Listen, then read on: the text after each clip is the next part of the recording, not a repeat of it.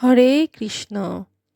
10 জানুয়ারি 2025 সালের প্রথম একাদশী ব্রত উপবাস পালন করা হবে। 10 জানুয়ারি একাদশী লাগবে 9 জানুয়ারি 12:14 ছাড়বে 10 জানুয়ারি 10:07।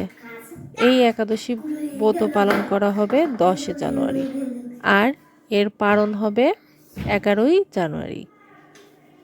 এটা বাংলাদেশের সময় 8:53 আর ভারতের সময় 8:23। এই ব্রতের মাহাত্ম্য সম্পর্কে যখন মহারাজ যুধিষ্ঠির শ্রীকৃষ্ণর কাছে জানতে চাইলেন, তখন তিনি বললেন, হে মহারাজ, এই ব্রত পালন করলে পুত্র লাভ করা সম্ভব। এই ব্রতর মাধ্যমে যশ লাভ করা যায়, বিদ্বান হওয়া যায়। তিনি উপাখ্যানের মাধ্যমে বললেন, ভদ্রাপুরীতে সুকেতু মান নামে এক রাজা ছিলেন। তার কোনো পুত্র সন্তান ছিল না। সে অনেক ধর্ম কর্ম করেও কোনো পুত্র লাভ করতে পারেনি। তখন তিনি মনের দুঃখে বনে চলে গেলেন। সেখানে দুপুরে অনেক তৃষ্ণার্ত অবস্থায় একটা সরোবরের কাছে গেলেন। দেখলেন মুনিরা বেদ পাঠ করছেন। সেখানে তিনি তাদেরকে প্রণাম করে বললেন, আপনারা কি করছেন? তখন তারা বললেন, আজ পুত্রদা একাদশী ব্রত, এই ব্রত পালন করলে পুত্র লাভ করা সম্ভব। তাদের কথাই তিনি এই ব্রত পালন করলেন। যথাসময়ে তিনি পালন করলেন। তার কিছুদিন পরে তাদের আশীর্বাদ এবং এই ব্রতের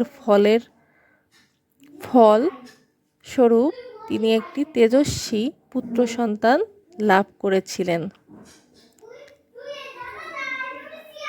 তিনি এই উপাখ্যানের মাধ্যমে আমরা বুঝতে পারলাম যে এই ব্রত পালন করলে পুত্র লাভ করা সম্ভব।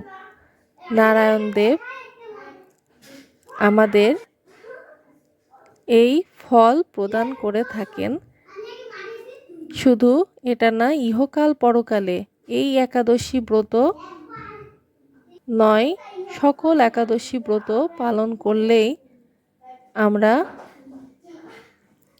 অনেক শান্তি লাভ করতে পারি আর অনেক পুণ্য লাভ করা সম্ভব, যা অন্য ব্রতে এত পুণ্য লাভ করা সম্ভব হয় না। তাই আসুন আমরা সবাই একাদশী ব্রত পালন করি। সবাই একাদশী ব্রত পালন করি।